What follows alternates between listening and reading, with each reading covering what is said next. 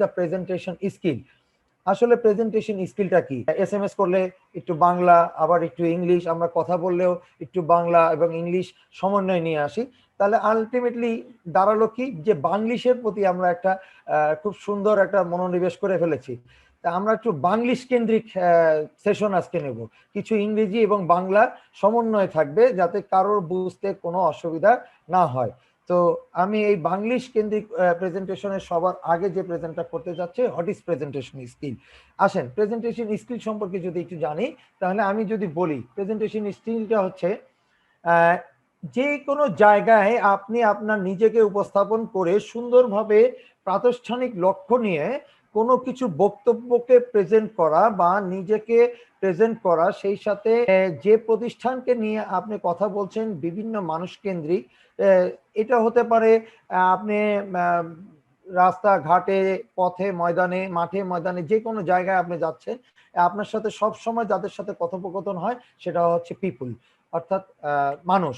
মানুষদের সাথে যখনই আপনি কথা বলবেন, তখনই আপনার কথার উপস্থাপনায় সবাই বুঝে নেবে আপনি কোন কেন্দ্রিক মানুষ, আপনি কি ধরনের মানুষ, আপনার মনোভাবটা কি হতে পারে, আপনি রাগী না আপনি খুব সুন্দরভাবে কথা বলতে পারেন, না আপনি মিষ্টিভাষী, সবকিছুই প্রেজেন্ট হয় এই উপস্থাপনায়। তাহলে আমরা উপস্থাপনা বলতে কি বুঝছি? আমরা উপস্থাপনা বলতে বুঝছি যে আপনি মৌখিকভাবে, অর্থাৎ কথোপকথনের মাধ্যম দিয়ে কোনো একটা অফিসিয়াল জায়গায় বা কোনো একটা পাবলিক স্পেসে বা পাবলিকদের সাথে বসে আপনি কোনো একটা বিষয় নিয়ে আপনি নিজেকে উপস্থাপন করে সেই বিষয়টাকে বোঝানোর চেষ্টা করছেন।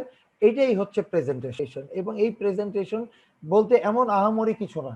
প্রেজেন্টেশন শুধুমাত্র এইটুকুই যে আপনি সবাইকে যেভাবে বোঝাতে চাচ্ছেন, যে কোনোভাবে বোঝাতে চাচ্ছেন, যে কোনোভাবে নিজেকে বোঝাতে পারছেন, সেই বোঝানোর ক্ষমতাটাই হচ্ছে প্রেজেন্টেশন স্কিল, আর কিছু না। আমি আজকে যেভাবে আপনাদের সাথে কথা বলছি, আমি যেভাবে আজকে আপনাদেরকে উপস্থাপন করছি, আমি যেভাবে নিজেকে প্রেজেন্ট করছি, সেইটাই হচ্ছে উপস্থাপনার স্কিল বা দক্ষতা, আর কিছুই না। আপনি সাধারণ একজন মানুষ হিসেবে নিজেকে যতটুকু পরিমাণ পারেন খালি উপস্থাপন করেন, নিজেকে উপস্থাপন করেন, তাহলে আলটিমেটলি দেখবেন যে এই উপস্থাপনাটাই হচ্ছে আপনার সবকিছু। তাহলে এখন উপস্থাপন করতে গেলে কিছু কিছু বিষয় আমাদের লক্ষ্য রাখা উচিত। কি কি জিনিসগুলো আমরা লক্ষ্য রাখবো?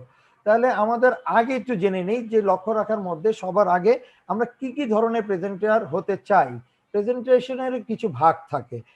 আমরা সাধারণত মানুষরা মনে করি যে দাঁড়িয়ে কথা বলাই হচ্ছে প্রেজেন্টেশন। না, আসলে তা নয়।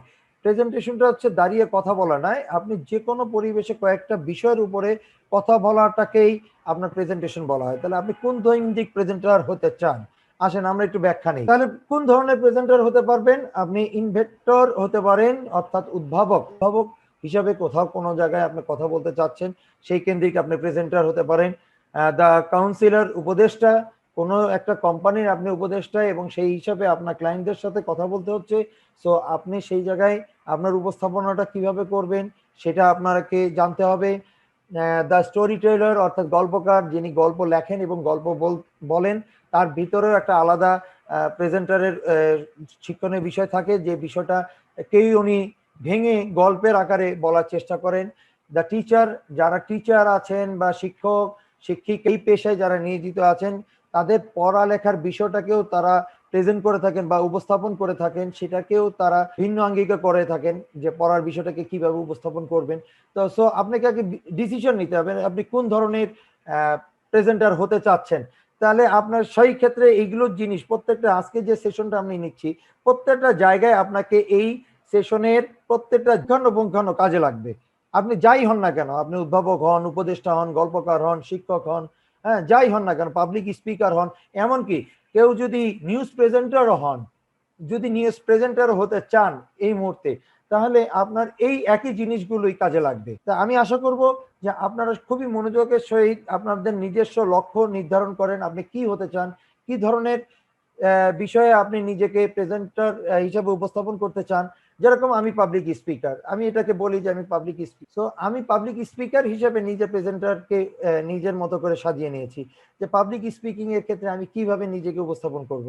সো আপনারা যেভাবেই যে জিনিসগুলো হতে চান, তাহলে সেইভাবেই আপনি নিজেরাই তৈরি হতে পারবেন যদি আজকের সেশনটা আপনি খুব মনোযোগের সাথে গ্রহণ করেন।